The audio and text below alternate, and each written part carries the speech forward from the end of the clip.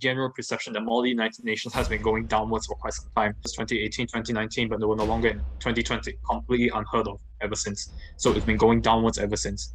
2020 and COVID-19 more specifically was a nail in the coffin. Those kind of cases take place to cause, model SUNMUN itself to play it safe rather than, risk the disapproval of our administration. Ayer estuvo el diablo aquí. The United States has great strength and patience, but if it is forced to defend itself or its allies, this, Mr. President, is the face of India's democracy. We will have no choice but to totally destroy North Korea. Shame on you for doing that. We don't. Shame on you for glorifying terrorism. U.S. military power must be our tool of last resort. That fighting for women's rights has too often become synonymous with man-hating. You have stolen my dreams and my childhood with your empty words, and yet I'm one of the lucky ones. This has to stop.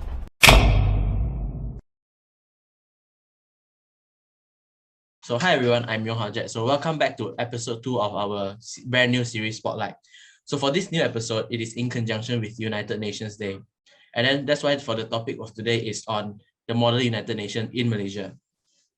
For this episode, we've managed to invite 4 very prominent speakers, which are the significant icons of the Malaysian MUN scene, where we have the president from MONMUN Club, we have the president from Taylor's Lakeside Model Nation Club, we have the president from MCKLMUN Club, and we also have the vice president of SUNMUN Club. All right. Hi. My name's Tracy. I am the current president of the Monash Model United Nations Society. And a very good day to our viewers. My name is Daniel, and I am the current incumbent president of Taylor's Lakeside Model United Nations, currently studying as a second-year degree student. Hi, my name's May, and I'm the vice president of the Sunway Model United Nations Club. I'm currently an A-level student at Sunway College. Hi everybody. I'm currently the current president of the MCKLMUN Club, and I'm currently taking A-levels at MCKL. Okay, thank you everyone. So the first question is, do you agree that we know what we are talking about when it comes to international affairs?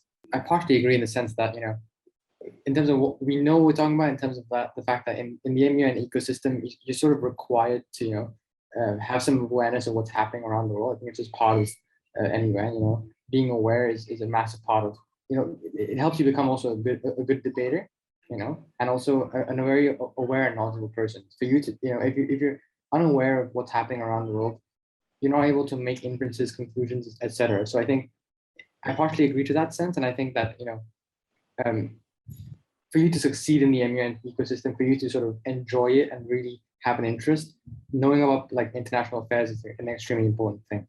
Yeah, I also partially agree with this notion, mostly because when we take part in activities such as Model United Nations, we are, basically depending on which council and what topics that are discussed in the council, we make, we do research that is more focused towards the topic. And if, let's say, as a delegate, I mainly take part in councils that involve economics and finance, of course, my knowledge would probably be stronger in that aspect, but that doesn't mean that akin to professionals in international relations and global economics, my knowledge would not be up to par to their level, and also it may not encompass as big of a range of the nuances and the intricacies when it comes to these kind of topics. So the second question is that Model United Nations is simply an educational activities, nothing beyond that. What do you guys think? Yeah, I'd love to. So as an educational tool, MUN is, very, very effective, because how else would you be able to, engage students in global affairs without the use of, very heavy reading material or text that is, very conventionally used these days. It is, so it is very effective at simulating actual diplomatic tools used by the United Nations and other real international councils these days. But with helping students, engage in the nuances and dynamics of real global politics, it is a little more tricky because at times, in certain contexts where members of a council may not possess that sort of diplomatic knowledge or political knowledge, they can undermine certain topics and certain discussions. So it very much depends on who is taking part in those discussions and whether or not they are equipped to engage themselves in those negotiations prior to taking part in the council session itself. My take on this is I do share sentiments with everybody here. But on the notion of whether the Model United Nations is simply an extracurricular activity, if one had to answer this question on the fundamental basis, is it an extracurricular activity? There is no question it is. Many people, I would imagine, would like to say in a more altruistic way, I suppose, that, oh, it's more than an extracurricular activity. But I think a more proper way to phrase it is, it's out of this extracurricular activity, what do you build from it? You see, as noted by May, Dhruv, and Tracy, some of the skills we learn: soft skills, lobbying, negotiations, discussing international issues, networking. All these are built from this extracurricular activity. So that is indeed. Model United Nations, I will say it's more of a means to an end. A means to an end.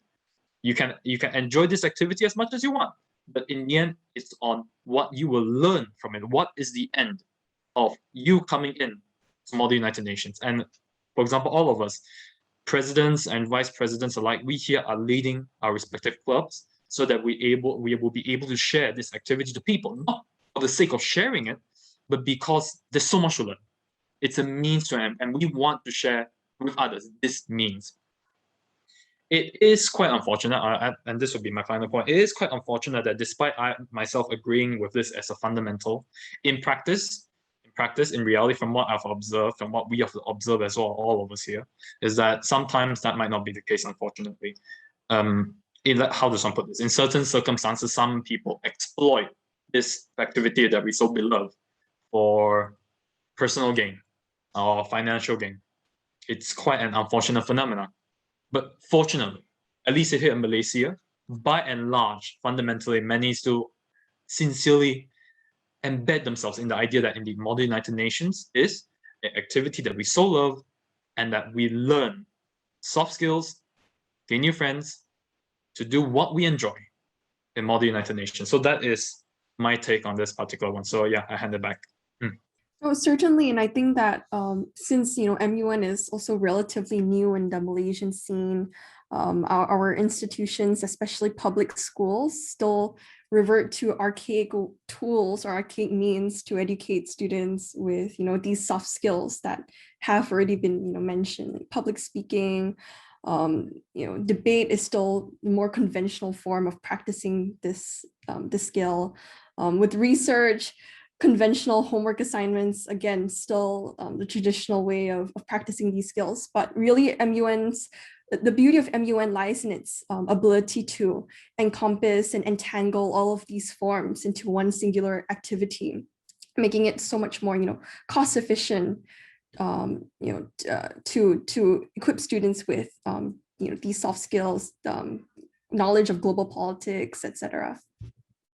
Let's have a follow-up on that question, right? So you guys mentioned that how so much more comprehensive Model United Nations is. So why is it not as popular as Toastmasters or debate in university level? Yeah, I think this is a phenomenon that I find really, really striking, because I don't know about other clubs, but in Sunway in particular, a very, very, very small percentage of our members actually come from the university level. And I think it's simply because of the reputation that MUN has in Malaysia, at least, as a high school activity. And also it is rather time consuming, because with conferences, they can take up to 3 days, sometimes even 4 days. And so it's no longer desirable for students at that level with not much, free time to spare on extracurricular activities. So yeah, with debate, I mean, as far as I know, you can enter a one-day tournament and emerge victorious just like that, or at least, get to, there is a standard of comparison, a very, very distinct one. But with Model United Nations, the 3-day conference, your abilities during these 3 days is evaluated solely by your peers. And I think that makes it less of a desirable activity for mature graduates. I'd like to add on something very interesting said by May is perception. And that is very important. Why is it not as comprehensive as we would like in Malaysia? For example, May has mentioned that in some way, it's seen as a pre-U type activity, while in many other communities, it's seen the other way around, where it's seen as a university level activity. So different areas have different perceptions, but let us dissect perception a bit more. And I think that May pointed out something very right, which is how people perceive Model UN. You see, oftentimes, because of the standards that Model United Nations has itself as, for example, Model United Nations is a simulation of the United Nations, and any lay person will imagine diplomats wearing business suits, negotiating for hours, having professional talks, etc. And especially to the lay person, where they just want to, I suppose, have a fun time, I will put it as such, it will put them off. I'll put it that way. And politics often is quite a daunting subject to take on, because there are many factors at play here, from various fundamental rights to the rights of nations, and etc. And that's what pushes people off. And that causes that's one of the reasons why its popularity isn't as how we would like it to be. But I'd also like to add on, it's another reason I would imagine why Model UN is not as popular as it is. It's because, how does one put this? It is commonly said that during, I believe, 2019, if my memory serves me right, that the government of the federal government recognized Model United Nations as a extracurricular activity. And that caused a stream of interest, and everybody began to organize Model United Nations conferences. So one would imagine, from the face value, this should be a good thing, right? People are organizing Model UN conferences. But it backfired, because these people attempting to organize it ground up, many with no experiences, I would imagine, making conferences that are, I would just say, questionable quality, and it puts off people to join it, who, after joining it, and if such a bad experience is what Model United Nations is in terms of their perception, they will not like to continue. So the key here is, very importantly, perception. And many places, and there are many things that lead to the unique perceptions. And two of the biggest ones that I have pointed out, I believe, and I think is quite important, is what Model United Nations fundamentally is to the layperson, which is, diplomats being professional, talking about world issues at the top level. And also people actually experiencing Model United Nations, but feeling put off from it. And then for those who are very much had a lot of fun in it, who learned a lot, they will come back because they perceive it to be a very productive activity. So that's my take on it. Okay, so I think we can conclude it there. So let's just move on to the next question. So since we talked about the decreasing in general interest, so the next question is, has Model United Nations in Malaysia reached its lowest point during the pandemic? I think that, yeah, COVID-19 also definitely caused MUN to lose much of its attraction to newer members because of the inability to interact with other delegates in a physical setting.